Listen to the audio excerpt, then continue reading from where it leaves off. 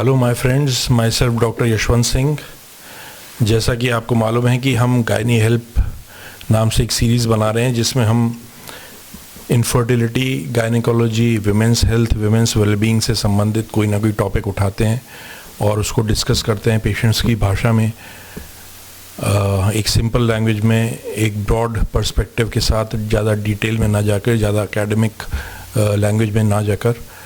आज हम डिस्कस करेंगे लास्ट ट्राइमेस्टर ऑफ प्रेगनेंसी, यानी कि गर्भावस्था की आखिरी तिमाही। गर्भावस्था की आखिरी तिमाही शुरू होती है 7वें महीने से। 7वां, 8वां, 9वां महीना, 9 महीने की प्रेगनेंसी होती है। आखिरी तिमाही का मतलब आखिरी के 3 महीने।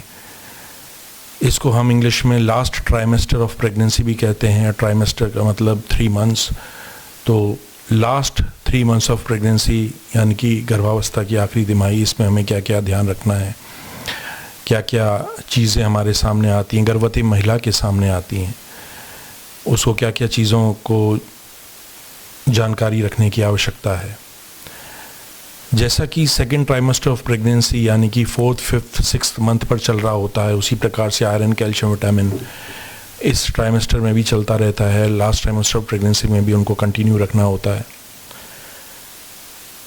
आखिरी तिमाही 27th वीक से शुरू होती है। डॉक्टर लोग महीने में उतना नहीं गिनते जितना कि वीक्स ऑफ प्रेगनेंसी में गिनते हैं। तो 27th वीक से लेके 40th वीक तक होती है लास्ट ट्राइमेस्टर ऑफ प्रेगनेंसी। तो जो कुछ सेकेंड ट्राइमेस्टर में चल रहा होता है वही इस ट्राइमेस्टर में भी आयरन, कैल्शियम, विटामिन हमें कंटिन्यू रखना है ताकि अनीमिया ना हो और कैल्शियम बच्चे की बोन्स की ग्रोथ के लिए माँ को मिलता रहे।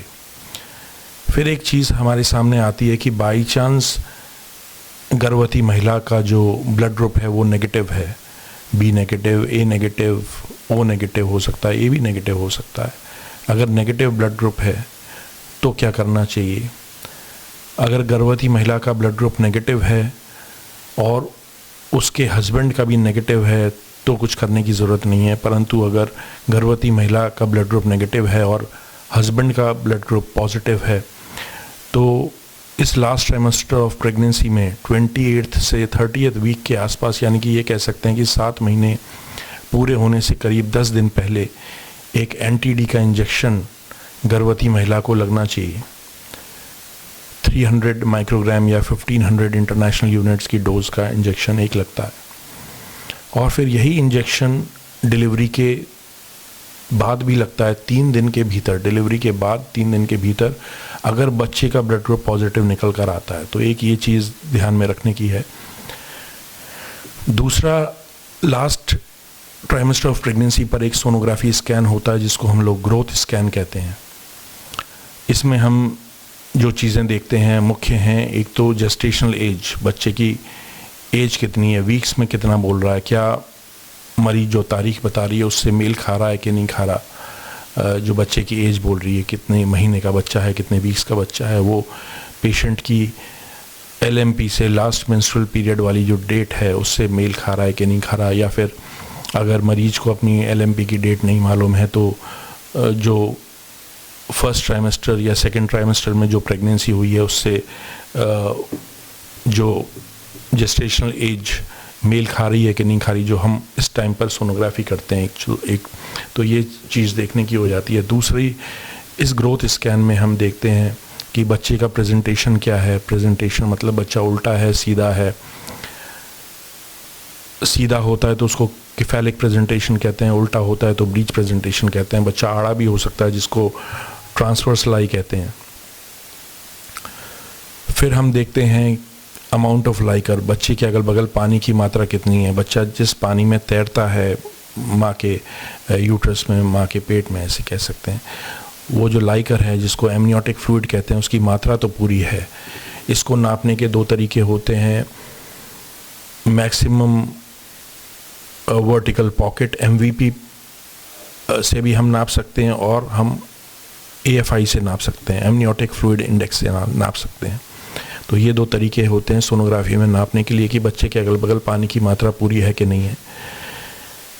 फिर हम लास्ट ट्राइमेस्टर ऑफ प्रेगनेंसी में एटलीस्ट मैं सलाह देता हूँ कि एक कलर डॉपलर ज़रूर करा लिया जाए। ये कलर डॉपलर रूटीन में हो जाए सही है, कोई नुकसान नहीं है, परंतु कुछ ऐसी परिस्थितियाँ हैं जब तो ज़रूर ही इसकी आवश्यकता पड़ती है। मसलन अगर एमनियोटिक फ्लूइड कम है, अमाउंट ऑफ लाइकर कम है, दूसरा अगर बच्चा पोस्ट डेटेड हो चुका है, जो उसकी तारीख बताई गई थी डिलीवरी की उसके पार उसका गर्भावस्था जा चुकी है और अब तक उसको डिलीवरी के दर्द नहीं आए हैं। पोस्ट डेटेड में ओलिगोहाइड्रेमनियोस में यानी कि बच्चे के अगल बगल पानी की मात्रा अगर कम है, अगर माँ का बीपी बढ़ा हुआ है, प्री एक्लेम्शिया है, तो भी कलर डॉपलर ज़रूर होना चाहिए। कलर डॉपलर देखने का तात्पर्य ये है, का मतलब ये है कि कोई फीटो प्लासेंटल कॉम्प्रोमाइज़ नहीं है, यानी कि बच्चे को माँ के द्वारा अम्बलाइकल कॉर्ड द्वारा पूरा खून पहुँच रहा है कि नहीं पहुँच रहा, बच्चे की ग्रोथ कॉम्प्रोमाइज़ तो नहीं हो रही। तो ये देखने का तरीका है कलर डॉपलर। इसमें हम मुख्यतः अम्बलाइकल कॉर्ड को देखते हैं कलर डॉपलर से, और दूसरा हम मिडिल सेरिब्रल आर्टरी जो होती है बच्चे की उसको देखते हैं कलर डॉपलर से।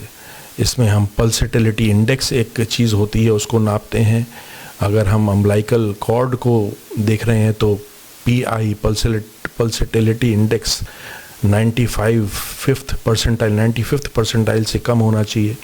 अगर हम मिडिल सेरिब्रल आर्टरी को देख रहे हैं बच्चे के कि उसका कलर डॉपलर कर रहे हैं तो वो 5th परसेंटाइल से नीचे नहीं होना चाहिए। तो ये दो चीज़ें हैं कलर डॉपलर में देखने के लिए। अम्बलाइकल कॉर्ड का कलर डॉपलर, उसका रक्त संचार, उसके रक्त को संचार को नापना, ब्लड के फ्लो को सोनोग्राफी द्वारा नापना, और मिडिल सेरिब्रल आर्टरी जो बच्चे के सिर में एक आर्टरी होती है उसको नापना। इससे हमें ये पता चल जाता है कि बच्चे को पूरा खून मिल रहा है कि नहीं मिल रहा, उसकी ग्रोथ सही चल रही है, वो कॉम्प्रोमाइज़ तो नहीं हो रहा, फीटोप्लासेंटल सर्कुलेशन सही चल रहा है कि नहीं चल रहा। फिर कई बार सवाल आता है कि क्या बच्चा नॉर्मल हो जाएगा कि नहीं हो जाएगा। तो इसके जवाब में मैं अमूमन एक मरीज को समझाने के लिए 3-4 बातें कहता हूँ कि 4 चीज़ों पे मुख्यतः डिपेंड करता है कि बच्चा नॉर्मल होगा या नहीं होगा। फर्स्ट तो बच्चा सीधा है कि नहीं है, जैसा कि मैंने बताया उसका प्रेजेंटेशन क्या है, सीधा है, ब्रीच है, उल्टा है, ट्रांसवर्स है, क्या है। अगर बच्चा पहला बच्चा है, प्राइमी है और वो उल्टा है या ट्रांसवर्स है तो वो सिजेरियन से ही होना चाहिए। अगर बच्चे के अगल बगल पानी की मात्रा कम है, लाइकर कम है, ओलिगोहाइड्रेमनियोस है, तो वो भी एक केस बनता है सिजेरियन के लिए, खासकर अगर पानी की मात्रा काफ़ी कम है, सीवियर ओलिगोहाइड्रेमनियोस है। पानी की मात्रा को नापने का जैसा मैंने बताया था कि तरीका है AFI या maximum vertical pocket. Maximum vertical pocket 4 से कम ना हो और AFI 8 से कम ना हो, 8 से 20 तक नॉर्मल होता है। अगर सीवियर ओलिगोहाइड्रेमनियोस है, पानी की मात्रा अत्यधिक कम है, तो AFI 3 तक भी हो सकता है, 4 भी हो सकता है, 2 भी हो सकता है। तो ऐसी स्थिति में हमें ऑपरेशन का डिसीजन लेना पड़ सकता है, सिजेरियन का डिसीजन लेना पड़ सकता है। फिर मैं मरीज़ से यही बात कहता हूँ कि 2 चीज़ें तो हमने पहले पता कर ली ग्रोथ स्कैन की सोनोग्राफी में, और 2 चीज़ें हमें तभी पता चलती हैं जब बच्चे के लेबर पेन्स आ रहे होते हैं, बच्चे को दर्द चल रहा होता है। जैसे सर्वाइकल डायलेटेशन कैसा हो रहा है, बच्चेदानी का मुंह कैसा खुल रहा है दर्द के प्रभाव में, जो जापे के दर्द आ रहे हैं, जो लेबर पेन्स आ रहे हैं उसके प्रभाव में बच्चेदानी का मुंह कैसा खुल रहा है। और चौथी चीज़, बच्चे की धड़कन कैसी है, बच्चे की धड़कन कॉम्प्रोमाइज़ तो नहीं हो रही, उसकी धड़कन सही चल रही है कि नहीं चल रही, धड़कन तो नहीं बिगड़ रही है। अगर ऐसा होता है तो भी हमें ऑपरेशन करना पड़ सकता है। तो मुख्यतः इन 4 चीज़ों पर निर्भर करता है कि बच्चा नॉर्मल होगा या नहीं होगा। 2 चीज़ें हम पहले बता सकते हैं ग्रोथ स्कैन के द्वारा, जो 7.5 महीने पर हम करते हैं। मैं अमूमन 7.5 महीने पर ग्रोथ स्कैन करना पसंद करता हूँ। जब 7 महीने पूरे हो जाते हैं उससे 15 दिन ऊपर चलकर ग्रोथ स्कैन करना पसंद करता हूं, ताकि अगर बच्चे के अगल बगल पानी की मात्रा कुछ हद तक कम आए, थोड़ी सी कम आए, माइल्ड ओलिगोहाइड्रेमनियोस हो, मॉडरेट हो, तो हमारे पास समय हो डिलीवरी तक पानी को बढ़ाने के लिए। तो 7.5 महीने पर हमें थोड़ा सा एक अच्छा आइडिया भी मिल जाता है बच्चा उल्टा है कि सीधा है। इलेक्टिव सिजेरियन यानी कि बगैर दर्द के इंतज़ार के अगर हमें ऑपरेशन करना होता है तो उसके लिए हमें प्लान करने का टाइम मिल जाता है। पानी कम होता है तो पानी को बढ़ाने के लिए टाइम मिल जाता है।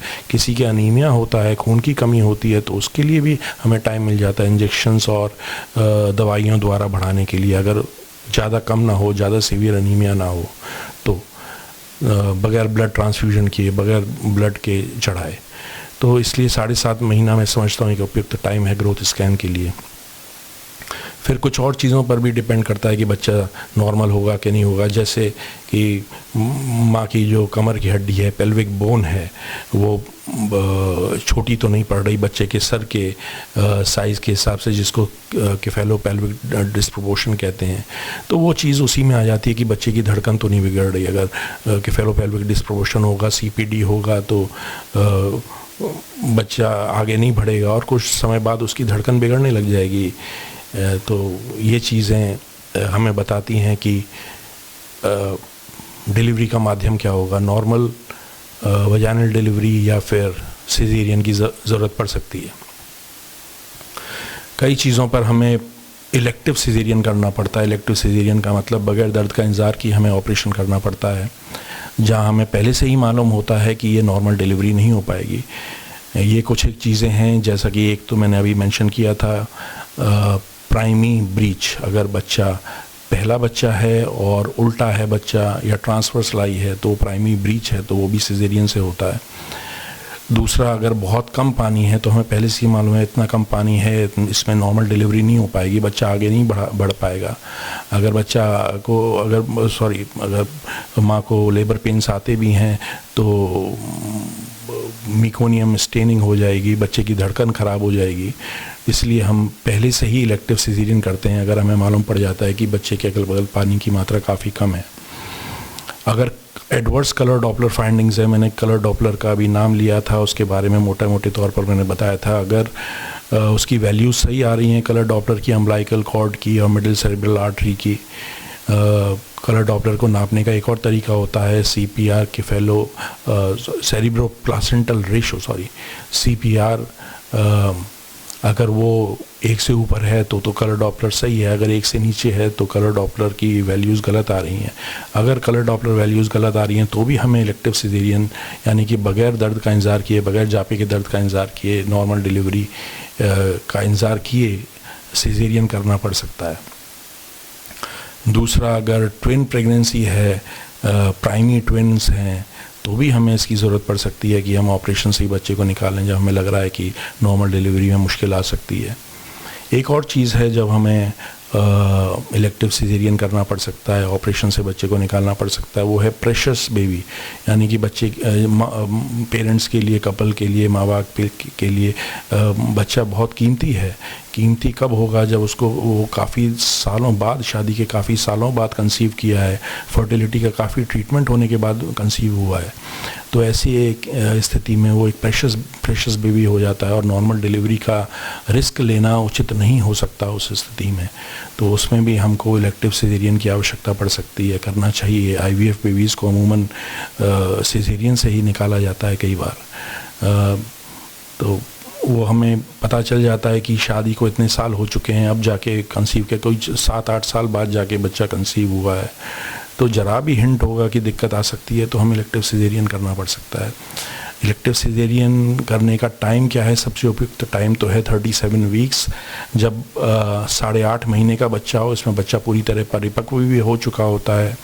अगर उस टाइम पर डिलीवरी हो जाए तो बच्चे को कोई मशीन में रखने की आवश्यकता नहीं पड़ती है, बच्चे का वेट हेल्दी होता है, तो 37 वीक सबसे उपयुक्त टाइम होता है जब बच्चा अपनी पूरी मोटे तौर पर ग्रोथ पोटेंशियल को पा चुका होता है और तब तक अमूमन पेन्स भी नहीं आए होते। तो वो निकालने का सबसे उपयुक्त टाइम है अगर हमें इलेक्टिव सिजेरियन करना है तो। अन्यथा पूरा टाइम तो कब होता है? 40 वीक्स पर जाकर जो प्रेगनेंसी का पूरा टाइम 40 वीक्स पर होता है। तो हम उस 40 वीक्स जो EDD की जो डेट होती है, एक्सपेक्टेड डेट ऑफ डिलीवरी की जो तारीख बनाई जाती है, उससे करीब 20 दिन पहले, 3 हफ्ते पहले हम निकाल लेते हैं जब ऐसे कुछ रिस्क हमें दिखाई देते हैं, हमारे सामने आते हैं। फिर कई बार पेशेंट्स मेरे से पूछते हैं कि हमारे पहले ऑपरेशन हो चुका है, क्या अगला बच्चा नॉर्मल हो पाएगा या नहीं हो पाएगा। तो ये भी कई चीज़ों पर निर्भर करता है। मसलन अगर आपके पिछले ऑपरेशन से केवल 2 साल के भीतर का भी टाइम फ्रेम है, पिछले ऑपरेशन को 2 साल पूरे नहीं हुए हैं, तो भी मैं सलाह देता हूँ कि अगला बच्चा भी इलेक्टिव सिजेरियन से होना चाहिए। अगर आपके 2 ऑपरेशन हो चुके हैं और ये तीसरा बच्चा है, तो भी आपका इलेक्टिव सिजेरियन होना चाहिए। नॉर्मल पेंस का इंतज़ार नहीं करना चाहिए, नॉर्मल डिलीवरी नहीं होनी चाहिए, नॉर्मल डिलीवरी अटेम्प्ट नहीं करनी चाहिए। इसको हम कहते हैं V back vaginal birth after caesarean. Caesarean के बाद वजाइनल बर्थ की संभावना अगर 2 साल से ऊपर हो चुके हैं तो हम अटेम्प्ट कर सकते हैं। मसलन कोई ऐसा कारण ना हो जो कि रिकरिंग हो। रिकरिंग कारण कौन सा हो सकता है कि बच्चे की माँ की कमर की हड्डी छोटी है, तो वो तो पहले बच्चे में भी छोटी रही होगी बच्चे के लिए, और इस बार भी छोटी हो सकती है, तो वो एक रिकरिंग कारण है। तो उसके लिए हम क्या कहते हैं, नॉर्मल डिलीवरी अटेम्प्ट नहीं करते। इस केस में भी हमें सिजेरियन ही दोबारा करना पड़ेगा। अगर 2 साल ऊपर हो चुके हैं परंतु वर्तमान बच्चे में जो बच्चे का वज़न है वो 3 किलो से ऊपर है, तो भी मैं सलाह देता हूँ गर्भवती महिला को, प्रेग्नेंट वुमन को, कपल को, कि आप इलेक्टिव सिजेरियन की तरफ जाएं। अगर 3 किलो से कम का वज़न आ रहा है तो फिर भी नॉर्मल डिलीवरी का अटेम्प्ट किया जा सकता है। तो ये सब चीज़ें हैं जो बताती हैं कि हमें सिजेरियन के बाद नॉर्मल डिलीवरी हम अटेम्प्ट कर सकते हैं या नहीं।